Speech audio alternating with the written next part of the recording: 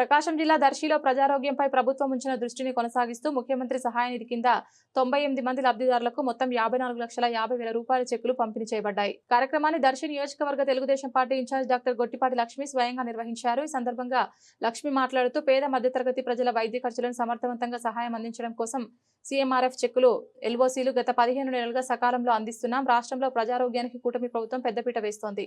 అప్పుల పాలకు అవకాశం ఉండకూడదని పేర్కొన్నారు. ఈ కార్యక్రమం ద్వారా ప్రజలకు సకాలంలో వైద్య సహాయం అందించడం, ఆరోగ్య భద్రత పెంపొందించడం లక్ష్యంగా ప్రభుత్వ సంకల్పాన్ని గుర్తు చేశారు.